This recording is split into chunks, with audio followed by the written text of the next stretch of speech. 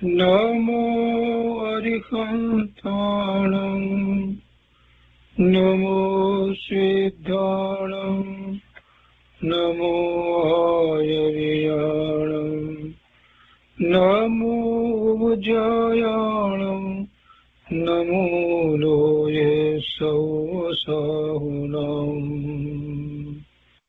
અસપંસનમોકારો સર્વપાવપનાશનો મંગલાણં ચ સૌવર્ચે પરમં અવૈમંગલમ અજ્ઞાનતિમિરંધાનાં જ્ઞાનાંજનશલાકયા ચક્ષુન્મીલિतं येन તસ્मै શ્રીગુરુવે નમઃ મુખાદિવ્યાકુક્ષિરત્નં શબ્દજિતવર્યાત્મજં શ્રીરાજચन्द्रयहुं વन्दે તત્વલોચનદાયકં પ્રભુતત્વલોચનદાયકં.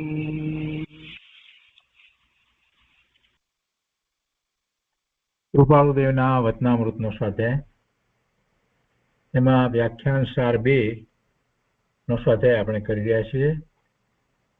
એનો 11મો બોલ છે.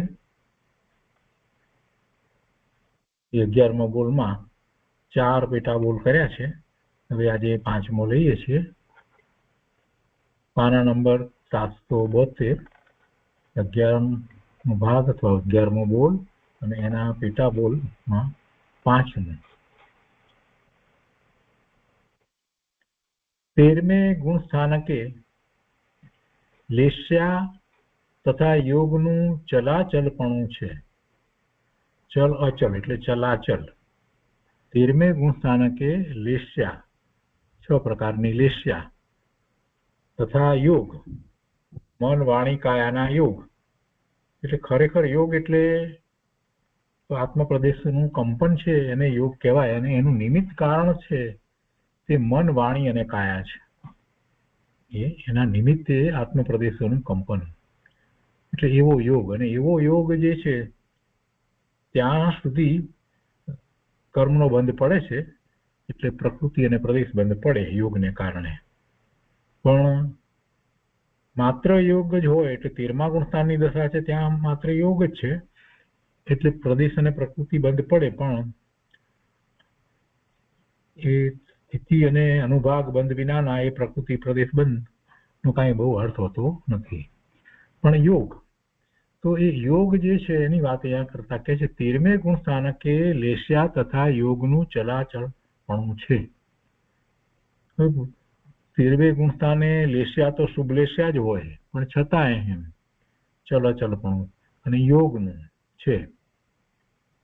તો સમસ્થિત પરિણામ કેમ સંભવે તેનો આશય, એનું કારણ સમજાવે છે. હજી યોગ છે ને યોગ છે તો એક સરખો યોગ રહે નહીં, એ અપેક્ષાથી વાત કરવી છે. મન વાણી અને કાયાના યોગ તો છે, એનું ચલાચલપણું છે. પણ પ્રભુને ક્યાં એ યોગ સાથે કાંઈ છે? ભાવ મોક્ષની દશામાં 13મા ગુણસ્થાને પ્રભુ વિરાજી ગયા છે અને શુભ લેસ્યા જ હોય છે, પણ હજી સિદ્ધ સમાન અવસ્થા નથી. 4 અઘાતી કર્મના ઉદય પણ છે, એ બધી વાત છે. એટલે આ એમ કહેવાય કે 13મે ગુણસ્થાને લેસ્યા તથા યોગનું ચલાચલપણું છે. હવે એ એમની લેસ્યા અને યોગનું જે ચલાચલપણું જે છે એના વિશે આપણે તો શું વિચાર કરી શકીએ? એ વાતને ખરેખર જોઈએ તો પ્રભુ જ જાણે એમ કહી શકાય. 13મા ગુણસ્થાને રહ્યા છે એવા કેવળી પરમાત્મા તીર્થંકર ભગવાન એ જ જાણે. બાકી તો એમની દિવ્ય ધ્વનિમાંથી જે જ્ઞાન પ્રકાશ પામ્યા છે એવા ગણધર ભગવાન, એવા આચાર્ય ભગવાન એ વાતને સમજે છે, જાણે છે. અને એટલે એ શાસ્ત્ર દ્વારા એક કેટલીક વાત આવી હોય અને એવા મહાપુરુષો હોય એના સંબંધી કંઈક વાત કરતા હોય. પણ પ્રભુ તો પ્રભુ છે, પોતાના સ્વરૂપમાં સ્થિર થયા છે, 13મો ગુણસ્થાન છે, કેવળી પરમાત્મા છે, 4 ઘાતી કર્મોનો ક્ષય થયો છે. એટલે હવે એવા કોઈ નિમિત્ત કારણો પણ રહ્યા નથી કે જેને કારણે પોતાના સ્વભાવ ભાવનો ઘાત થાય. આપણે તો આ બધી વાતનો વિચાર કરવાનો, અને એવી અદ્ભુત દશા, એવી અપૂર્વ દશા એમણે જે રીતે પ્રગટ કરી, એ પુરુષાર્થનો આપણે તો વિચાર કરવાનો છે. એટલે મુખ્યતા તો એની રાખવી. તો કહે છે કે 13મે ગુણસ્થાનકે લેસ્યા તથા યોગનું ચલાચલપણું છે, તો સમવસ્થિતિ પરિણામ કેમ સંભવે તેનો આશય, તેનું કારણ. તો કહે છે કે સક્રિય જીવને અબંધ અનુષ્ઠાન હોતું નથી. બંધ ન પડે તેવું અનુષ્ઠાન સક્રિય જીવને હોતું નથી. એટલે જે ક્રિયા સહિત છે તે સક્રિય. 13મા ગુણસ્થાનકે કેવળી ભગવાનને પણ યોગને લીધે સક્રિયતા છે, સિદ્ધ ભગવાનની જેમ અક્રિયપણું નથી. 13મા ગુણસ્થાને કે કેવળી ભગવાનને, અરિહંત પરમાત્માને પણ યોગને લીધે સક્રિયતા છે અને તેથી બંધ છે. પણ અબંધ બંધ ગણાય છે. બંધ જે છે તે કેવો છે? તો કે છે કે અબંધ બંધ ગણાય છે. ને અબંધ બંધ શા માટે ગણાય છે? તો કે પૂર્ણ બંધ જે થાય એની અંદર તો 4 વસ્તુ હોય: પ્રકૃતિ, પ્રદેશ, સ્થિતિ અને અનુભાવ. તો આમાં તો 2 જ વસ્તુ છે, પ્રકૃતિ અને પ્રદેશ બંધ જ થાય છે. એટલે સ્થિતિ અને અનુભાગ તો છે નહીં. એક સમયનો બંધ બીજા સમયે તો પછી રહેતો નથી. એટલે એને અબંધ બંધ કહ્યો છે. 14મા ગુણસ્થાનકે આત્માના પ્રદેશ અચલ થાય છે. 14મા ગુણસ્થાનની વાત પછી કરતા કહે છે કે 14મા ગુણસ્થાનકે આત્માના પ્રદેશ અચલ થાય છે. એટલે હવે પેલું યોગ રહ્યો નહીં. 14મા ગુણસ્થાને પછી યોગ રહેતો નથી. તો એ અચલ થયા. પેલું ચલાચલપણું જે કહ્યું યોગનું, તે 14મે ગુણસ્થાને હોતું નથી. પણ આપણે 13મા ગુણસ્થાનનો જરાક વધારે વિચાર કરીએ તો પ્રભુ 13મા ગુણસ્થાને, એમાં તીર્થંકર ભગવાન હોય તો એમનું તો ઘણું આયુષ્ય હોય, અને એના કારણે જ જીવો, કેટલાય જીવો સમ્યક તો પામે, કેટલાય જીવો ચારિત્રનો પુરુષાર્થ કરે, કેટલાય જીવો કેવળ જ્ઞાન પ્રગટ કરે.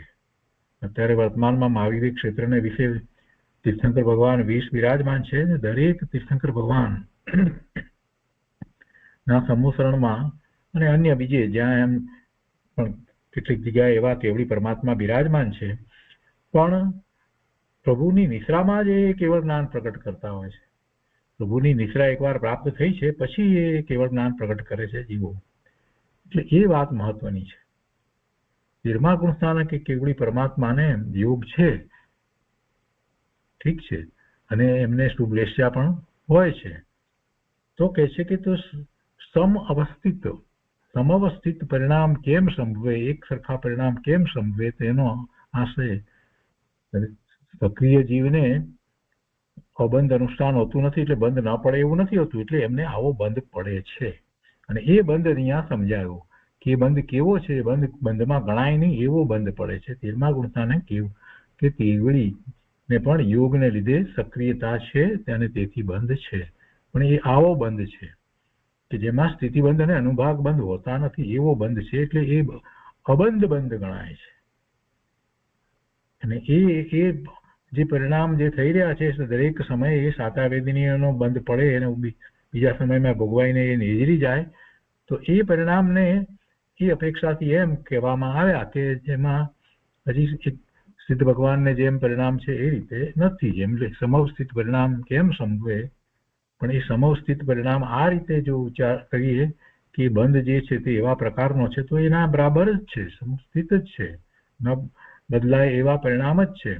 અબંધ પરિણામ એક અપેક્ષાએ કહી શકાય અને બીજી અપેક્ષાએ અબંધ પરિણામ ન પણ કહેવાય. તો એ 13મા ગુણસ્થાનની વાતને આપણે એ રીતે સમજવાની છે. હવે 14મા ગુણસ્થાનની વાત કરતા કહે છે કે 14મા ગુણસ્થાને આત્માના પ્રદેશ અચલ થાય છે. એટલે કે હવે 14મા ગુણસ્થાને હજી શરીર સાથે આત્મા રહ્યા છે, એ કેવળી પરમાત્માનો આત્મા એની સાથે હજી શરીર છે, એટલે એ બાહ્યમાં તો એ શરીર રહ્યું છે, છતાં યોગ નથી. પણ એ 14મા ગુણસ્થાનનો કાળ કેટલો, અશ્વ અક્ષર બોલીએ અ રૂ લ એટલો જ કાળ હોય છે. તો ત્યાં આત્માના પ્રદેશ અચલ થાય છે અને કેટલી બાકી રહેલી જે કર્મની પ્રકૃતિઓ અગાતી કર્મની જે છે એનો પણ ક્ષય થઈ જાય છે અને પછી નિર્વાણ પામી એક સમયમાં એ ભગવાન આત્મા સીધી શિલા ઉપર વિરાજમાન થઈ જાય છે. તો એને માટે જરાક સમજાવતા કહે છે કે 14મા ગુણસ્થાનકે આત્માના પ્રદેશ અચલ થાય છે. ઉદાહરણ તરીકે વાત કરે છે કે પાંજરા માહીના સિંહના દ્રષ્ટાંતે, જેમ પાંજરામાં સિંહ જાળીને અડતો નથી અને સ્થિર થઈ બેસી રહે છે અને કાંઈ ક્રિયા કરતો નથી, તેમ અક્રિય છે. એટલે કહેવાનો આશય એ છે કે સિંહ તો સિંહ છે, પણ એ કાંઈ કરતો નથી, સ્થિર થઈને બેસી રહે છે પાંજરામાં, જાળીને પણ અડતો નથી, કાંઈ કરતો નથી. તો એ સ્થિરતા છે ને. તો એવી રીતે આ 14મા ગુણસ્થાને શરીર છે છતાં એ સ્થિર છે. શરીર છે એટલે યોગ છે એવો અર્થ થતો નથી. આત્મપ્રદેશોનું કંપન બિલકુલ એમને હોતું નથી. એટલે 14મા ગુણસ્થાનકે આત્માના પ્રદેશ અચલ થાય છે, એટલે કે હવે એ આત્મપ્રદેશોનું કંપન છે નહીં, એટલે એમ અચલ થયા 14મા ગુણસ્થાને. શરીર તો છે છતાં પણ એ અચલ થયા. યોગના નિમિત્ત કારણ તરીકે શરીર છે, તે છતાં પણ હવે યોગ નથી. અને એ યોગ નથી તો કઈ રીતે એવું બને? તો એને સમજાવવા માટે કહે છે કે પાંજરામાં સિંહ રહ્યો છે અને જો એ સિંહ શાંતિથી બેઠો છે તો એને બધું છે, જ્યારે તો એ ક્યાંય જમ્પ મારી શકે બધું છે, પણ એ શાંતિથી જેમ બેઠો છે, જાળીને પણ અડતો નથી, સ્થિર થઈને બેસી રહે છે અને કાંઈ ક્રિયા કરતો નથી, તેમ અક્રિય છે. એવી રીતે ઉદાહરણ આપીને સમજાવ્યું કે એવી રીતે 14મા ગુણસ્થાને એ આત્માના પ્રદેશોનું કંપન નથી, અચલ છે, ચલિતપણું નથી. અને જ્યાં પ્રદેશનું અચલપણું છે ત્યાં અક્રિયતા ગણાય. અને ત્યાં તીર્થંકર ભગવાન કેવળી પરમાત્મા હરિયંત ભગવાનને 13મા ગુણસ્થાને એ સક્રિયતા કહેવામાં આવી, કેમ કે એમને યોગ છે અને યોગને કારણે આત્મપ્રદેશોનું કંપન કહેવાય. તો એ બંને વચ્ચેનો ભેદ સમજાવવામાં આવ્યો. પણ આવા ભેદને યાદ રાખીએ અને મૂળ વાતને જો જીવ ન પકડે તો શું એનાથી ફાયદો? આ વાતને ઘણા લોકો એ યાદ રાખી હશે, ઘણાને ખ્યાલ પણ હશે, બધી વાત બરાબર. પણ મૂળ વાત આપણે તો આમાંથી જે પકડવાની હતી એ તો એ હતી કે 13મા ગુણસ્થાનની દશામાં બિરાજમાન એ હરિયંત પરમાત્મા, એમની કેવી અદ્ભુત દશા. શરીર સહિત છે અને એમણે જે પુરુષાર્થ કર્યો તો એ પુરુષાર્થ કર્યા પછીથી એ શરીર જે છે એ પરમ ઔદારિક થઈ જાય છે. જેમને જન્મથી પરમ ઔદારિક શરીર નથી એવા કેવળી ભગવાનને, તીર્થંકરને તો જન્મથી પરમ ઔદારિક શરીર છે, અને પરમ ઔદારિક શરીર જ્યારે થઈ જાય છે તો એમાં એનો પડછાયો પણ પડતો નથી, નખ વધતા નથી, વાળ વધતા નથી, આવું બધું કેટલું બધું થાય છે.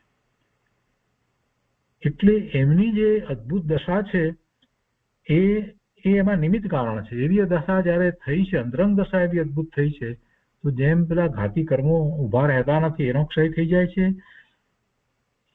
એવી રીતે આ શરીરની અંદર પરમાણુ પણ બદલાઈ જાય છે. એ પરમ ઔદારિક શરીર થઈ જાય છે. હવે શરીરના પરમાણુને અને આત્માને શું સંબંધ? પણ એવો જ નિમિત્ત નૈમિતિક સંબંધ છે.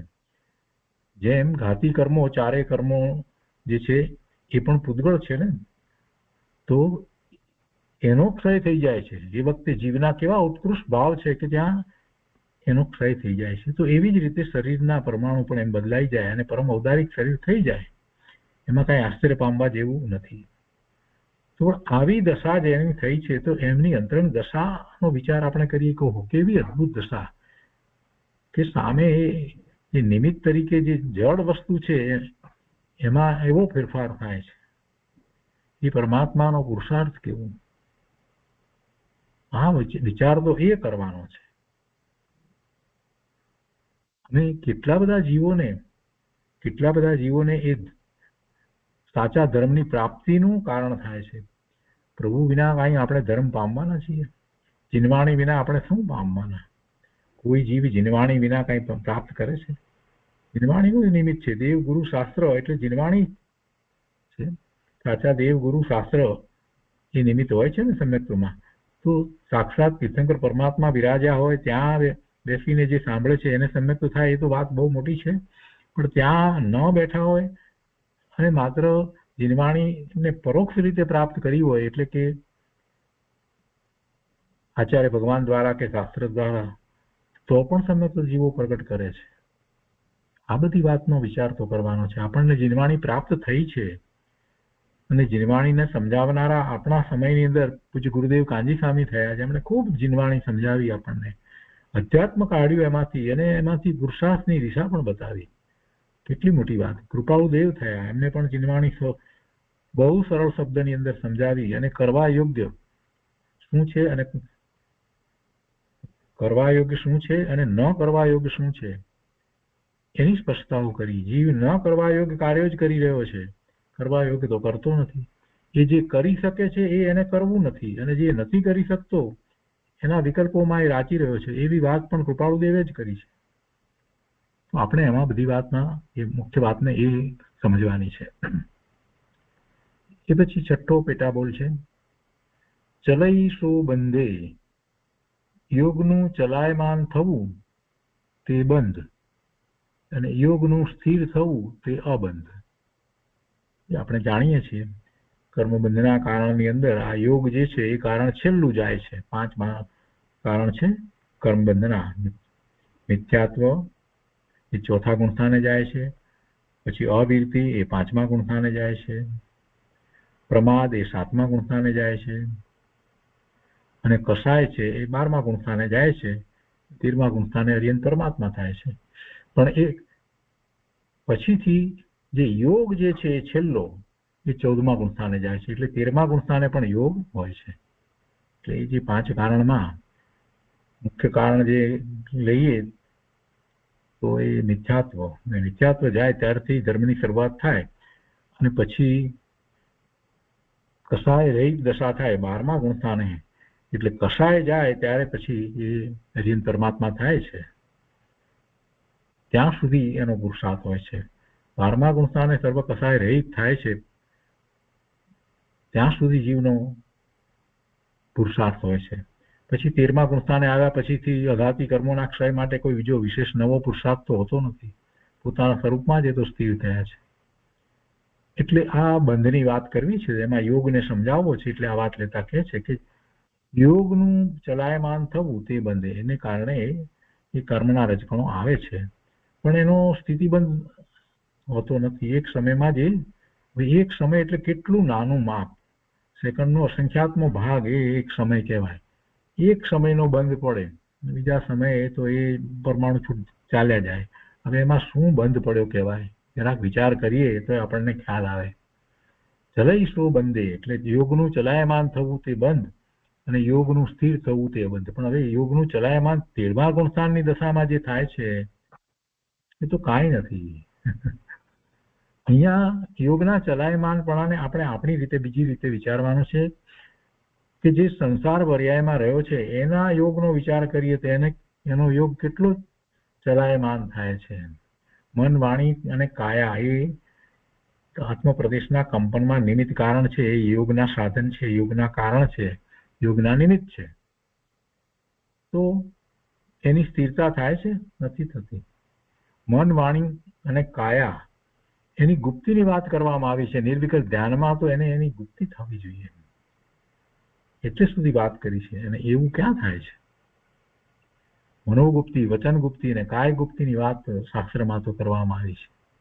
એટલો સમય માટે એનું ચલાયમાન પણ ન થાય એવી દશા, એવી અદ્ભુત દશા, એમાં આત્માની અનુભૂતિ હોય છે, અને એ સમયે પછી બંધ નથી. એટલે કહે છે કે યોગનું ચલાયમાન થવું તે બંધ, યોગનું સ્થિર થવું તે અબંધ. એ પછી 7મા પેટાબોલમાં કહે છે કે જ્યારે અબંધ થાય ત્યારે મુક્ત થયા કહેવાય. એટલે પૂર્ણપણે અબંધ દશા, પછી બંધ પડે જ નહીં એવી દશા જ્યારે થાય ત્યારે મુક્ત થયા કહેવાય. સિદ્ધ પરમાત્મા અબંધ દશા છે, બંધ થતો જ નથી. 14મા ગુણસ્થાનથી અબંધ દશા શરૂ થઈ જાય છે. જ્યારે અબંધ થાય ત્યારે મુક્ત થયા કહેવાય. એ પછીથી 8મો પેટાબોલ છે, એમાં કહે છે કે ઉત્સર્ગ એટલે આમ હોવું જોઈએ અથવા સામાન્ય. ઉત્સર્ગ માર્ગ અને અપવાદ માર્ગ એમ બે જે કહેવામાં આવે છે, તો ઉત્સર્ગ માર્ગ એટલે જે સામાન્ય માર્ગ એ જે થતું હોય તે જ પ્રમાણે થાય તે એને ઉત્સર્ગ માર્ગ કહેવાય અથવા તો ઉત્સર્ગ કહેવાય. એટલે આમ હોવું જોઈએ અથવા સામાન્ય, જેમ હોવું જોઈએ તેમ હોય તો ઉત્સર્ગ. પણ જે સામાન્યપણે હોય એના કરતા કોઈક જ વખતે હોય તો એને આપણે અપવાદ કહીએ છીએ. અપવાદ રૂપે કાંઈ કામ થયું એમ કહીએ. તો એ વાત લીધી છે અહીંયા કે ઉત્સર્ગ એટલે આમ હોવું જોઈએ અથવા સામાન્ય, અને અપવાદ એટલે આમ હોવું જોઈએ પણ તેમ ન બને તો આમ એ અપવાદ કહેવાય.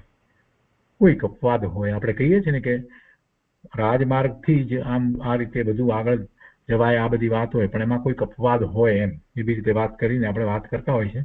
પણ ધર્મની બાબતમાં ખરેખર જોવા જઈએ તો એ અપવાદ અને ઉત્સર્ગ એ બંને પણ એ વ્યવહાર નહીંથી છે. વસ્તુ સ્વરૂપ જે છે એ તો બધાનું એક સરખું શુદ્ધ છે. પર્યાયની અંદર એવું દેખાય છે આપણને કે કોઈકને એવી રીતે થયું, અપવાદ તરીકે આમ થયું, એમ એટલું શાસ્ત્રનું જ્ઞાન ન હતું તે છતાં પણ એમને પછી એવી રીતે કેવળ જ્ઞાન થયું, વાત આપણે કોઈકની કહી ગઈ. પણ વાસ્તવમાં તો શું છે તો એમને પૂર્વે આરાધના કરેલી હતી અને એ બધું જ જે પ્રાપ્ત કરવા જેવું જે શ્રુતના અભ્યાસ દ્વારા જે કંઈ એ બધું એમને આત્મસાત પ્રાપ્ત કરી અને જે આગળ વધતા હતા સ્વરૂપમાં, એટલે એવી વિશેષ એકાગ્રતા કરતા જ હતા. પણ ઘણી જગ્યાએ ઘણી બધી વાતની અંદર આપણે અપવાદોની વાત લઈએ છીએ, અને એના જેવું જ સમ્યક્તોને માટે પણ આપણે કહીએ છીએ કે અભિગમ જ અને નિસર્ગ જ સમ્યક દર્શન. અભિગમ જ એટલે એમાં આપણને પ્રત્યક્ષ દેવ ગુરુ શાસ્ત્રમાંથી કોઈનું નિમિત્ત કારણ હોય તો એને આપણે એ રીતે કહીએ છીએ અભિગમ જ, અને નિસર્ગ જ કહીએ એટલે એમાં કોઈ એવું નિમિત્ત કારણ હોય નહીં. પણ નિમિત્ત કારણ હોય નહીં અને સમ્યક દર્શન થાય છે તો એ જીવ પૂર્વનો આરાધક છે, પૂર્વે એ કરીને આવ્યો છે, અને કંઈક અહીંયા એ કોઈક વસ્તુ એને દ્રષ્ટિગોચર થાય છે તો એમાંથી એ પોતાના સ્વરૂપમાં એકાગ્રતાનો પુરુષાર્થ કરી રહે છે. એટલે એ કંઈક વાત એવી બને છે તો એમાંથી એ ચિંતન ધ્યાનમાં ઉતરી જાય છે, અને એમ કરી અને પોતે પૂર્વે આરાધના કરી છે એટલે સ્વરૂપનું લક્ષ્ય કરી અને સમ્યક્ત પ્રગટ કરે છે, જેને આપણે નિસર્ગ જ કહીએ છીએ. પણ આ બધી વાત જે છે તે વ્યવહાર નહીંની વાતો છે. મૂળ વસ્તુ તો મુક્ત સ્વરૂપ જ છે, મૂળ વસ્તુ તો સમ્યક્ત સ્વરૂપ જ છે, મૂળ વસ્તુ તો શાંત સ્વરૂપ જ છે, એ શુદ્ધ સ્વરૂપ જ છે, એ સિદ્ધ સ્વરૂપ જ છે. એટલે આ પ્રગટ થાય છે. એ નિર્ણય કરવાનો છે સાધક જીવે. નિર્ણય તો એ વાતનો કરવાનો છે કે મારી વસ્તુ તો સિદ્ધ સ્વરૂપ, શુદ્ધ સ્વરૂપ, મુક્ત સ્વરૂપ, સમયસાર સ્વરૂપ જ છે, ભગવાન સ્વરૂપ જ છે. એ નિર્ણય ન હોય ત્યાં સુધી પછી વાતોના ગાળા ભરાય, જેટલી વાતો ચર્ચાઓ કરવી એટલી કર્યા કરીએ, એથી કાંઈ લાભ નથી. મૂળ વાતનો આ વાતનો નિર્ણય તો કરવાનો છે. ઘણી બધી વાતો આપણે ન જાણતો હોય પણ આ વાતનો નિર્ણય થાય, અને નિર્ણય થાય ને એવી જ રુચિ થાય કે તો પછી એવું સ્વરૂપ છે તો એની જ દ્રષ્ટિ હું કરું તો પોતાનું કામ થઈ જાય. અહીંયા કહે છે કે અપવાદ એટલે આમ હોવું જોઈએ પણ તેમ ન બને તો એ અપવાદ છે, આમ અપવાદ. હવે કહે છે કે અપવાદ માટે છીંડી શબ્દને વાપરવો બહુ જ હલકો છે, માટે તે વાપરવો નહીં. અપવાદ એટલે છીંડી, એટલે એમાંથી છીંડી શબ્દ તો ક્યારે વપરાય કે એ પોતે દોષ રૂપે કાંઈક કરતો હોય ને ત્યારે એ અપવાદ ન કહેવાય, પણ એ તો પડવા રૂપની કોઈક વાત થઈ હોય તો એ છીંડી એમ શબ્દ વાપરવામાં આવે છે. તો છીંડી શબ્દને વાપરવો બહુ જ હલકો છે, માટે તે વાપરવો નહીં. અત્યારે વર્તમાનમાં એ શબ્દ બહુ પ્રચલિત પણ નથી. હવે પછી 9મો પેટાબોલ છે ઉત્સર્ગ માર્ગ એટલે યથાખ્યાત ચારિત્ર, જે નિરતિચાર વાળું છે. ઉત્સર્ગમાં 3 ગુપ્તી સમાય છે, મનોગુપ્તી, વચનગુપ્તી અને કાયગુપ્તી. એ ઉત્સર્ગમાં સમાય છે. ઉત્સર્ગ માર્ગ એટલે યથાખ્યાત ચારિત્ર, એ રીતે ચારિત્રની વાત લીધી છે. ઉત્સર્ગ માર્ગમાં એ રાજમાર્ગમાં જ યથાખ્યાત ચારિત્ર પ્રાપ્ત થાય છે કે જે જીવ એવો પુરુષાર્થ કરે છે ત્યારે એ યથાખ્યાત ચારિત્ર પ્રગટ કરે છે. ચારિત્રનો પુરુષાર્થ 7મા ગુણસ્થાનથી આગળ વધતા પછી એ પૂર્ણ ચારિત્રની દશા યથાખ્યાત ચારિત્ર જે એ પ્રગટ કરે છે તે વળી પરમાત્માને એવું યથાખ્યાત ચારિત્ર જ હોય છે. કોઈ અપેક્ષાએ 11મા ગુણસ્થાને ખ્યાત ચારિત્રની વાત કરવામાં આવી છે, પણ ત્યાંથી તો પાછા પડવાનું થાય છે. આપણે તો જે 12મા ગુણસ્થાને પહોંચ્યો છે એનો જ વિચાર કરીએ કે 13મે ગુણસ્થાને જાય જ છે, એ યથાખ્યાત ચારિત્ર સહિત છે અને એમાં કોઈ અતિચાર હોતા નથી. જે નિરઅતિચાર વાળું છે, અતિચાર વિનાનું છે, દોષ વિનાનું ચારિત્ર છે. ઉત્સર્ગમાં એટલે એમાં એ યથાખ્યાત ચારિત્ર જ્યારે નો વિચાર કરીએ છીએ તો એમાં મનોગુપ્તિ, વચનગુપ્તિ અને કાયગુપ્તિ છે. એવી મનોવચન કાયગુપ્તિ હોય છે. અપવાદમાં 5 સમિતિ સમાય છે. ઉત્સર્ગ અક્રિય છે. જો અહીંયા બીજી વાત સાથે લીધી છે કે ઉત્સર્ગ માર્ગ જે કયો તો એમાં યથાખ્યાત ચારિત્ર લીધું અને એ નિરઅતિચાર વાળું છે, એ વાત તો પૂરી થઈ. અને ઉત્સર્ગમાં 3 ગુપ્તિ સમાય છે, એટલે મન, વચન, કાયાની ગુપ્તિ. એટલે એ તો ઊંચી વાત થઈ. અને એ નિર્વિકલ્પ ધ્યાનમાં મુખ્યપણે 7મા ગુણસ્થાનની દશામાં જે નિર્વિકલ્પ ધ્યાન હોય છે એ વખતે એવી ગુપ્તિ હોય છે. અને અપવાદમાં 5 સમિતિ સમાય છે. ઉત્સર્ગ અક્રિય છે અને અપવાદ સક્રિય છે. જો અહીંયા જે અપવાદ કહેવામાં આવ્યો તો એમાં એ જે વાત કરવામાં આવી એ 5 સમિતિની વાત કરવામાં આવી. જે મુનિને 6ઠે ગુણસ્થાને આવે છે ત્યારે એમને સમિતિ હોય છે. 7મા ગુણસ્થાને તો નિર્વિકલ્પ ધ્યાન છે ત્યારે તો સમિતિનો પ્રશ્ન નથી.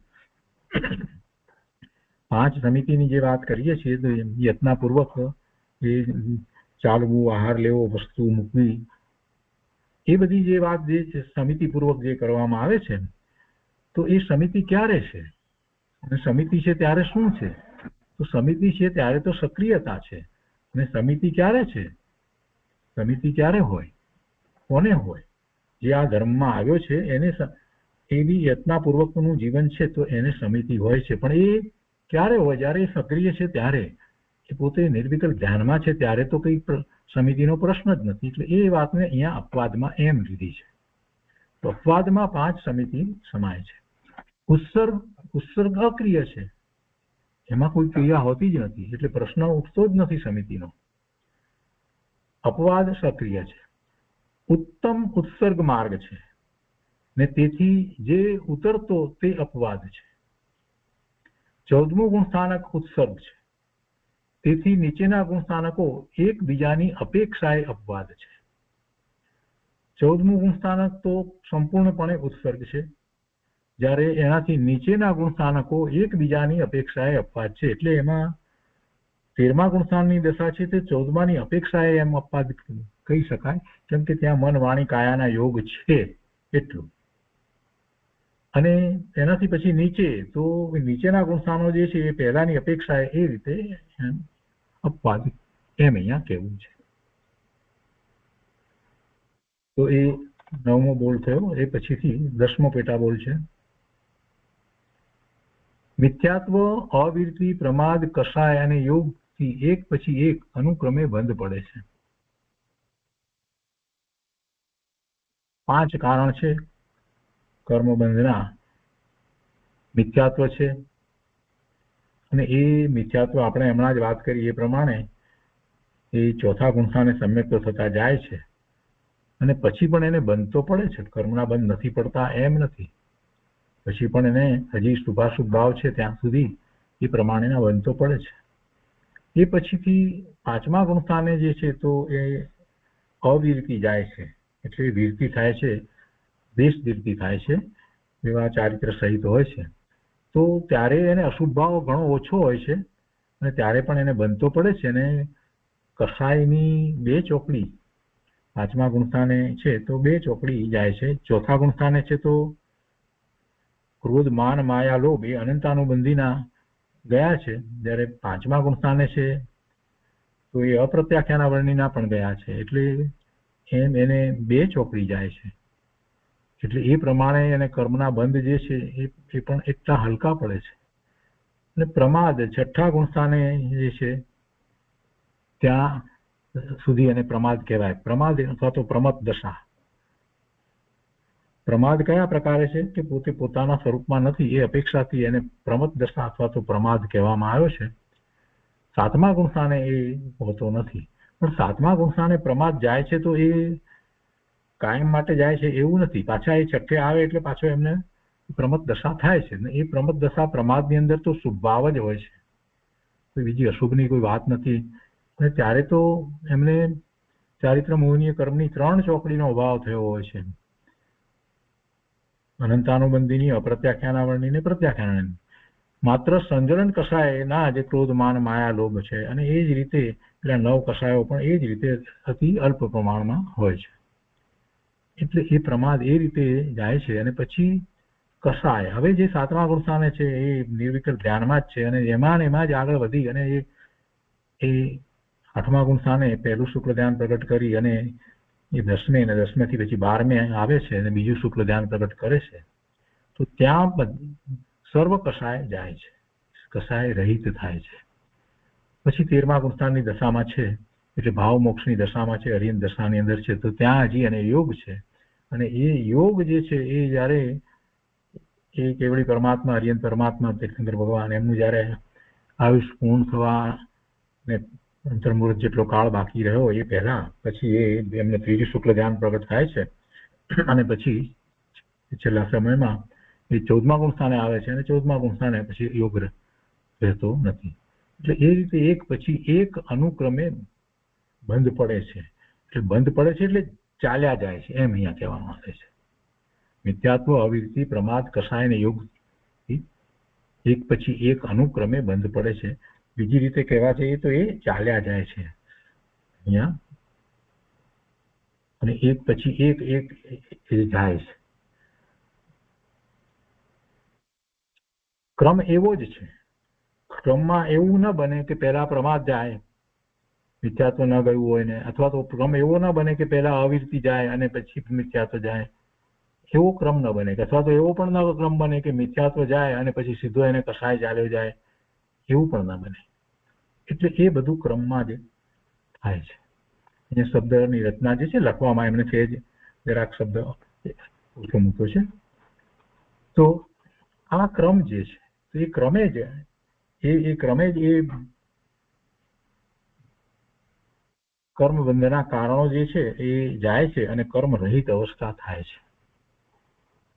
એ પછી 11મો પેટાબોલ છે, એમાં કહે છે કે મિથ્યાત્વ એટલે યથાર્થ ન સમજાય તે, યથાર્થ ન સમજાય એટલે જેમ છે તેમ ન સમજાય. યથા અર્થ, યથા એટલે જેમ છે તેમ અર્થ ન સમજાય. હવે ન સમજાય તો પછી એની માન્યતા ખોટી હોય, અને માન્યતા ખોટી હોય તો એનું પ્રવર્તન પણ મિથ્યા જ હોય, ખોટું જ હોય ને.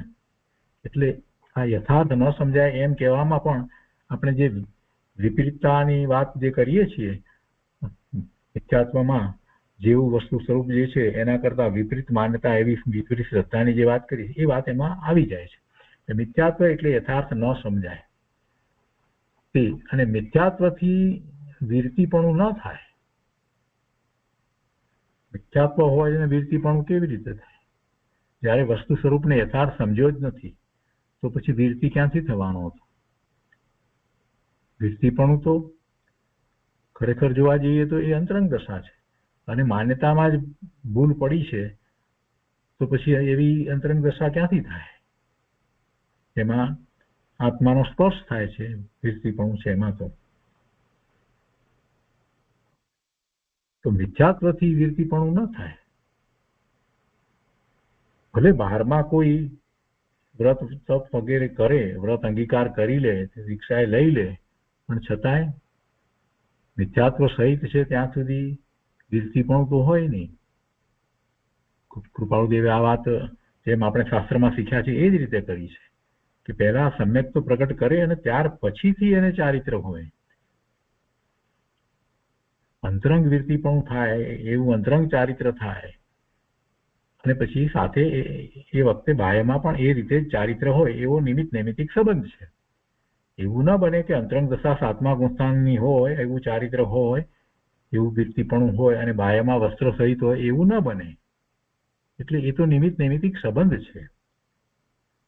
તો અહીંયા વીરતીપણું છે અને એ વખતે એને મિથ્યાત્વ હોય એ ક્યાંથી બને? માન્યતામાં જ ભૂલ ભરેલી છે તો પછી ચારિત્રમાં ક્યાંથી શુદ્ધિ હોય?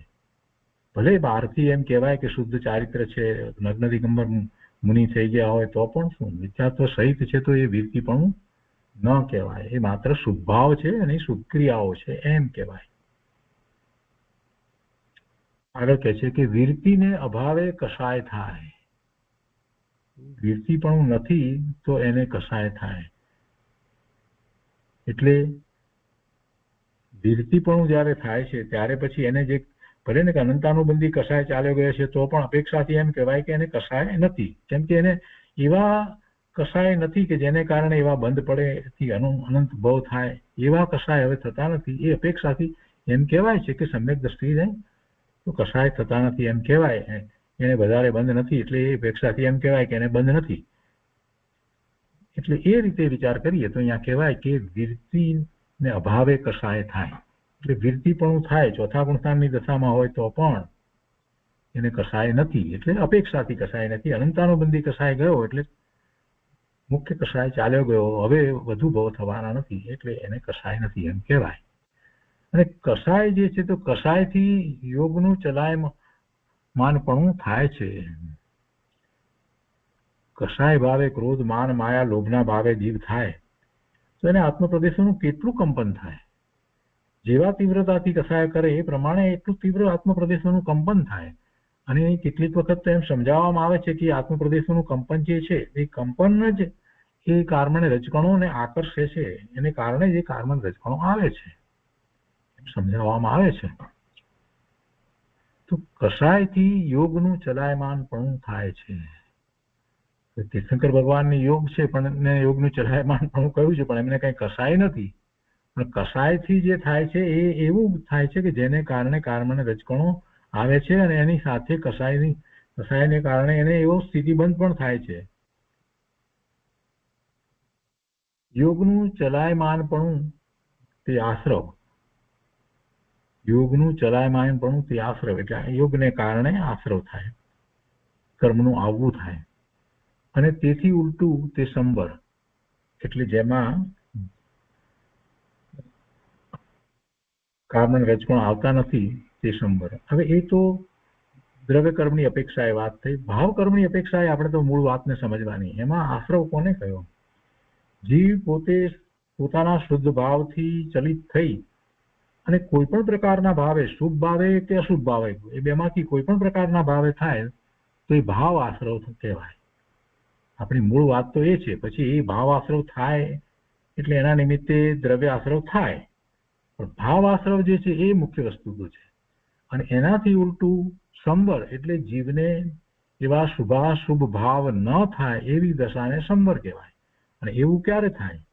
તો એનું લક્ષ 12મા પર તરફ લક્ષ ન હોય ત્યારે એવી સંબરની દશા થાય, એ સિવાય એવી સંબરની દશા થાય નહીં. અને સંબર છે તો પછી ભાવ આશ્રવ પણ નથી, તો દ્રવ્ય આશ્રવ પણ નથી, નવા કર્મ બંધાતા નથી. તો એ 11મો પેટાબોલ થયો. એ પછી 12મો પેટાબોલ છે. એમાં કહે છે કે દર્શનમાં ભૂલ થવાથી જ્ઞાનમાં ભૂલ થાય છે. દર્શન એટલે શ્રદ્ધા. અને એમાં દર્શન પાઉડની ત્રીજી ગાથાની અંદર અને ચોથી ગાથાની અંદર એની બહુ સ્પષ્ટ વાત ભગવાન આચાર્ય ભગવાને કરી છે. આચાર્ય ભગવાને કે જે દર્શનથી ભ્રષ્ટ છે એટલે શ્રદ્ધાથી ભ્રષ્ટ છે એ ક્યારેય નહીં મુકાય. ચારિત્રથી ભ્રષ્ટ છે અને દર્શનથી ભ્રષ્ટ નથી એ મુકાશે. એટલે કે જેની સમ્યક શ્રદ્ધા થઈ છે એને હજી ચારિત્રમાં કાંઈક દોષ હશે તો એ દોષને ટાળી દેશે, કેમ કે એની શ્રદ્ધા સમ્યક છે. પણ જેને શ્રદ્ધા જ સમ્યક નથી એ પછી ગમે તે પ્રકારે ચારિત્ર પાળવાનો પ્રયત્ન કરે તો પણ એ મુકાય નહીં, એટલે એ મોક્ષ માર્ગમાં છે જ નહીં, એની મુક્તિ થાય નહીં. અહીંયા આ 12મા બોલની અંદર કહે છે કે દર્શનમાં ભૂલ થવાથી જ્ઞાનમાં ભૂલ થાય છે. હવે અહીંયા દર્શન શબ્દનો અર્થ આપણે ફરીથી યાદ કરીએ કે એના ઘણા અર્થ થાય છે. એક સામાન્ય અર્થ આપણે જે કહીએ છીએ દર્શન એટલે ધર્મ, કોઈ પણ જૈન દર્શન, વેદાંત દર્શન એવો એક અર્થ એ રીતે કરી છે. દર્શન એટલે દેખવું, ભગવાનના દર્શન કરીએ કે આ બીજી વસ્તુના દર્શન કરીએ કે કુદરતી સૌંદર્યના દર્શન કરીએ, એવું દેખવું જે છે, તો એ દેખવું જે છે એને આપણે અહીંયા જ્ઞાન સાથે લઈએ છીએ. ધર્મની અંદર, આપણે અધ્યાત્મની અંદર, આગમની અંદર, તો દર્શન અને જ્ઞાન એટલે દેખવું, એમાં અહીંયા જે આપણે દેખવું જે લઈએ છીએ એને સામાન્ય અવલોકન કહેવામાં આવે છે, અથવા તો પ્રતિભાસ કહેવામાં આવે છે. એ દેખવું અને એની સાથે જ્ઞાન હોય છે. જ્ઞાન અને દર્શન બંને સાથે હોય છે, અને એ આત્માની ચેતનાનો ભાગ છે. આત્માનું ચૈતન્યપણું ચેતના છે, એ ચેતના દર્શન જ્ઞાનની ચેતના છે. દર્શન એટલે દેખવું, સામાન્ય અવલોકન, સામાન્ય પ્રતિભાસ. અને એનો સંબંધ, એ દર્શનનો સંબંધ એ શ્રદ્ધા સાથે સીધો સંબંધ છે. જેને સામાન્ય અવલોકન, સામાન્ય પ્રતિભાસ આત્માનો જેને થયો છે, એને પોતાના વિષયની શ્રદ્ધા સમ્યક થઈ જાય છે, પોતે આ છે, અને એમાં અનુભૂતિમાં એને આનંદ આવે છે. પણ એ વિશેષતાથી જે આનંદની અનુભૂતિ જે છે એ જ્ઞાનની પર્યાય છે. એ જ્ઞાનની પર્યાય છે. એટલે જ્યારે અનુભૂતિ થાય છે ત્યારે દર્શન અને જ્ઞાન બંને સાથે હોય છે. અને દર્શનમાં સામાન્ય અવલોકન પ્રતિભાસ જે છે એ થયો છે, એટલે એને શ્રદ્ધા તો એવી જ થવાની છે. અને જેને જેટલો જે પ્રમાણે જ્ઞાનનો ક્ષયોક્ષમ વગેરે જે છે એ પ્રમાણે પછીથી જે બીજી બધી વાત એને જે જાણી હતી એ પછી એને સમ્યક થઈ જાય છે. તો દર્શનમાં ભૂલ થવાથી, એટલે જો સામાન્ય અવલોકન, સામાન્ય પ્રતિભાસ જે હંમેશા કોઈ પણ પ્રકારે આપણે જ્ઞાન કરીએ તો એની સાથે જે હોય જ છે, તો એમાં ભૂલ થવાથી એટલું ન સમજતા એમાં એમ લેવાનું કે શ્રદ્ધામાં, દર્શનમાં ભૂલ થવાથી જ્ઞાનમાં ભૂલ થાય છે. એટલે જે જ્ઞાનની સાથે રહેલ દર્શન, જે શ્રદ્ધાનું મૂળભૂત કારણ કહી શકાય, એમાં ભૂલ થવાથી જ્ઞાનમાં ભૂલ થાય છે. જેવા રસથી જ્ઞાનમાં ભૂલ થાય તેવી રીતે આત્માનું વીર્ય સ્ફુરાય.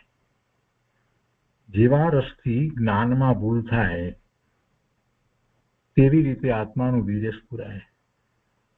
હવે રસ એટલે એને બહારનો રસ હોય, તીવ્ર બહારનો રસ હોય. બહારમાં પણ પાછા કેવા ક્રોધનો કંઈક એવા રસમાં હોય. આપણે 9 પ્રકારના બીજા બધા રસ કહીએ છીએ ને, શૃંગાર રસ ને શાંત રસ ને આ બધા રસ. તો એવા રસથી જે જ્ઞાનમાં ભૂલ થાય તેવી રીતે આત્માનું વીર્ય સ્ફુરાય, એટલે પછી એ રીતે એનું પ્રવર્તન થાય અને એવા એને બંધ પડે, અને તે પ્રમાણે પરમાણુ ગ્રહણ કરે, એટલે કાર્મણે રજકણું ગ્રહણ કરે, અને તેવો જ બંધ પડે. અને તે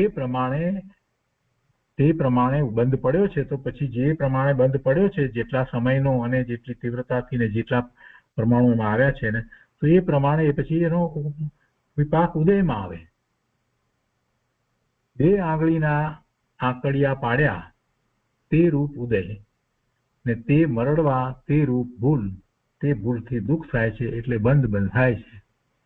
એક આ ઉદાહરણ સાથે વાત સમજાવી. આ કઈ રીતે બંધ પડે છે એની વાત આપણને સમજાવી. એની શ્રદ્ધામાં ભૂલ છે, મિથ્યાત્વ એ મોટામાં મોટી ભૂલ છે. એને કારણે એ જે કંઈ જ્ઞાન કરી રહ્યો છે, જે ભાઈ ભલે ને દ્રવ્યશ્રુતનું જ્ઞાન કરતો હોય તો એને એમાં ભૂલ આવશે. એ ભલે એમ માનતો હોય કે એને બધું આવડી ગયું, ખ્યાલ આવી ગયો, ના, હજી એની શ્રદ્ધા જે છે જ્યાં સુધી સમ્યક નથી થઈ ત્યાં સુધી એનું જ્ઞાન જે છે તે માહિતી જ્ઞાન રૂપ જ છે. એ ભાવશ્રુત થતું નથી. એટલે ભાવશ્રુત જ્યારે થાય ત્યારે થાય તો કે આત્માની અનુભૂતિ થાય ત્યારે એ જે દ્રવ્યશ્રુત હતું એ ભાવશ્રુત થવાનું નિમિત્ત કારણ થાય છે, એમ આપણે કહેતા આવ્યા છીએ. તો એ શ્રદ્ધા સમ્યક જ્યાં સુધી થઈ નથી ત્યાં સુધી એ કોઈ પણ રીતે એ જ્ઞાનનો વ્યાપાર કરતો હોય તો એમાં જીનવાણીમાં જે પ્રમાણે કહેવાયું છે, જે આશયથી અને જે રીતે પરમાર્થ રીતે કહેવાયું છે એ રીતે વાત આવવાની નથી, એટલે ભૂલ આવવાની. એટલે દર્શનમાં ભૂલ થવાથી જ્ઞાનમાં ભૂલ થાય છે. અને એ ભૂલમાં જેવો રસ છે, એ શુભ ભાવનો રસ છે કે અશુભ ભાવનો, અને અશુભ ભાવ એ અનેક પ્રકારે અને શુભ ભાવ પણ અનેક પ્રકારે. તો જેવા રસથી જ્ઞાનમાં ભૂલ થાય છે, એટલે એવા વિકલ્પો થયા છે, તો અને એટલી તીવ્રતાથી જે કંઈ થઈ રહ્યું છે, અને એમાં પણ જે વિષય છે જેનું એ લક્ષ્ય કરે છે, તો એવો એનો રસ છે. એ કયા વિષય તરફ વળ્યો છે, જીવ એ વખતે કયા વિષય તરફ વળ્યો છે, જ્ઞાનની વાત કરે છે પણ એ કયા વિષય તરફ વળ્યો છે, યુદ્ધના વિષય તરફ વળ્યો છે, કે કોઈ પૂજા વગેરેના વિષય તરફ વળ્યો છે, કે કોઈ લગ્ન વગેરેના વિષય તરફ વળ્યો છે, કે કોઈ સંગીતના વિષય તરફ, કે કોઈ કલાના વિષય તરફ, કોઈ પણ વિષય તરફ વળ્યો છે, ને એ વિષય તરફ વળ્યો છે ને જ્ઞાનમાં એની ભૂલ છે ને એમાં એ પછી કોઈક રીતે અભિમાન વગેરે પણ સેવતો હોય, માન કસાય પણ પોષતો હોય, અને એ પ્રમાણે એને જેવા વિકલ્પો ઉઠે છે અને એમાં આગળ વધે છે એ પ્રમાણે ના ભાવ છે, અને એ પ્રમાણે એનું વીર્ય એમાં સ્ફુરાયમાન થાય છે, એટલે એમાં જ એ આગળ વધતો જાય છે. પાછો તો પડતો નથી, આત્માનો અનુભવ નથી, એટલે એમાં જ આગળ વધે છે, એમાં જ સ્ફુરાયમાન થાય છે, અને એને ભાન રહેતું નથી કે ક્યાં એ પહોંચી ગયો હોય એના ભાવમાં. બેઠો બેઠો એવા વિકલ્પો કરે, અને એ પ્રમાણે એના એવા ભાવ જે પ્રમાણે થાય છે એ પ્રમાણે કર્મનો બંધ પડે છે, એ પ્રમાણે કર્મને રજકણો ને એ ગ્રહણ કરે છે, એવો બંધ પડે છે. અને પછી જેવો બંધ પડ્યો છે એ પ્રમાણે પછી એના ઉદય આવે, એનો વિપાક આવે, એવા ફળ પછી આવે છે. અને એ વાત તો આપણે સારી રીતે સમજ્યા, પણ અહીંયા જરાક પછી ઉદાહરણ લઈને વાત સમજાવી છે કે 2 આંગળીના આંકડિયા પાડ્યા તે રૂપ ઉદય, અને તે મરડવા તે રૂપ ભૂલ. આંકડિયા પાડ્યા જે પડ્યા હતા એ પ્રમાણે ઉદય આવ્યો છે, હવે એને મરડવા કઈ મરડી શકાય નહીં, એ ભૂલ. એટલે પૂર્વના જે કર્મ જે છે એના ઉદય આવ્યા, અને એમાં આને એમ છે કે હું ફેરફાર કરી દઉં, હું શક્તિમાન છું, હું બધું ફેરવી નાખું, અમે શું ન કરી શકીએ. હવે ભાઈ કેટલીક વસ્તુ જે છે કર્મને આધીન કર્મના ઉદયો જે આવ્યા છે તો આવ્યા છે, હવે તું એમાં ફેરફાર કરવાની વૃત્તિ છોડ ને, તું જ્યાં કરી શકે છે એ તારું સ્વરૂપ છે, તો ત્યાં તું કર ને. એને બદલે એને બહારમાં જે ઉદય એને કારણે સામગ્રી વગેરે જે કે શરીર વગેરે જે કંઈ પ્રાપ્ત થયા છે તો એમાં એને મેળવવું, એટલે ફેરફાર કરવું એ ભૂલ. એની ફેરફાર કરવાનું છોડી દે તો એ નવરો થઈ જાય. બહારમાં પોતે કાંઈ કરી શકતો નથી એવો અકર્તા ભાવ જેને છે એને કાંઈક મરડવાની ઈચ્છા થતી નથી, કાંઈક ફેરફાર કરવાની વૃત્તિ થતી નથી, એટલે એવી એ ભૂલ કરતો નથી. એની પાસે સમય છે અને એ તો સ્વરૂપ તરફ વળે છે, પણ એને બદલે આ ફેરફારની વૃત્તિ એ ભૂલ, મરડવા તે રૂપ ભૂલ, અને તે ભૂલથી દુઃખ થાય છે. અને પાછું એમાં દુઃખ થાય, અને દુઃખ થાય એટલે પાછા આર્થ ધ્યાન, રૌદ્ર ધ્યાન કાંઈ પણ થાય, અને એ જે ઈચ્છે એ પ્રમાણે એ થતું નથી, એટલે પાછો નવો બંધ પડે, એટલે બંધ બંધાય, એટલે નવા બંધ પડે છે. પણ મરડવા રૂપ ભૂલ જવાથી આંકડા સહેજે જ જુદા પડે, એટલે કે એને મરડવાની જરૂર નથી, એ સહેજે જ એની મેળે જુદા પડી જાય, એટલે કે કર્મ જે છે એ એની જાતે જ ખરી જવાનું છે, એનો વિપાક આવે, એનો સ્થિતિ બનશે, એટલે એ જવાનું જ છે, એ જવાનું જ છે. માત્ર દ્રષ્ટિકોણ એને બદલવાની જરૂર છે, કે એ પૂર્વે જે ભૂલ કરી હતી, જે દોષ કર્યો હતો એને કારણે એ બંધ પડ્યો ને એ ઉદયમાં અત્યારે આવ્યો છે. હવે એનું લક્ષ કરી અને વધારે વિભાવ ભાવે થવાની જરૂર નથી, એ ચાલ્યો જશે. એ અત્યારે ઉદય આવ્યો છે એ ચાલ્યો જશે. એ સાતાના ઉદય હોય કે અસાતાના ઉદય હોય, એ બધા જ ઉદયો છેવટે તો ચાલ્યા જ જવાના છે. એટલે કે છે કે પણ મરડવારૂપ ભૂલ જવાથી આંકડા સહેજે જ જુદા પડે, પણ એને ફેરફાર કરવાની વૃત્તિ કરી અને ભૂલ કરે તો નવા કર્મ બાંધે. તો એ વાત કરે છે કે પણ મરડવારૂપ ભૂલ જવાથી આંકડા સહેજે જ જુદા પડે, તેમ દર્શનમાંની ભૂલ જવાથી શ્રદ્ધામાં જે પોતાની ભૂલ ચાલી આવે છે કે હું આ કરી શકું, તે કરી શકું, આમ કરું તેમ કરું, બધી જે મિથ્યા માન્યતાઓ વગેરે જે છે અને એના જે પોષણ કર્યા જ કરે છે, તો એ ભૂલ ચાલી જાય. તો એ ચાલી જવાથી પછી કર્મના ઉદય તો આવશે. પૂર્વે જે ભાવ કર્યા છે તો કર્મ બંધાયા છે તો ઉદય આવશે, પણ છતાંય હવે એનું લક્ષ કરી અને નવી ભૂલો નહીં કરે, એટલે નવા કર્મ એને બંધાશે નહીં. અને એમ એને વિપાક નિજરા વખતે, વિપાક જે થાય કર્મનો એ વખતે એને નિજરા થશે, નવા કર્મ અતિ અલ્પ બંધાશે. તો એ વાત કરે છે અહીંયા કે દર્શનમાંની ભૂલ જવાથી કર્મ ઉદય સહેજે જ વિપાક આપી નિજરે છે અને નવો બંધ થતો નથી. નવો બંધ પછી થતો નથી, અથવા અતિ અલ્પ થાય છે. એટલે મૂળ વાત શું આવી, ઉપાય શું બતાવ્યો કે શ્રદ્ધામાં ભૂલ જવી જોઈએ, અને શ્રદ્ધામાં ભૂલ જાય એનું નામ જ સમ્યક. દર્શનમાં ભૂલ હોય જ્યાં સુધી ત્યાં સુધી જીવ મુક્તિ ક્યાંથી પ્રાપ્ત કરે, મુક્તિ પ્રાપ્ત કરી શકે જ નહીં. એટલે દર્શનમાં જેની ભૂલ છે એ તો મુકાતા નથી. એ અષ્ટપાઉડની ત્રીજી ગાથા છે. અષ્ટપાઉડમાં દર્શન પાઉડની ત્રીજી ગાથા છે. એનું એક ઉદાહરણ અહીંયા આપી અને વાતને આગળ સમજાવી છે. તો કહે છે કે દર્શનમાં ભૂલ થાય તેનું ઉદાહરણ કે જેમ દીકરો બાપના જ્ઞાનમાં તેમજ બીજાના જ્ઞાનમાં બે અપેક્ષાએ એક જ છે, બીજી રીતે નથી. દીકરો બાપના જ્ઞાનમાં તેમજ બીજાના જ્ઞાનમાં બે અપેક્ષાએ એક જ છે, બીજી રીતે નથી. પરંતુ બાપ તેને પોતાનો દીકરો કરી માને છે તે જ ભૂલ છે, તે જ દર્શનમાં ભૂલ.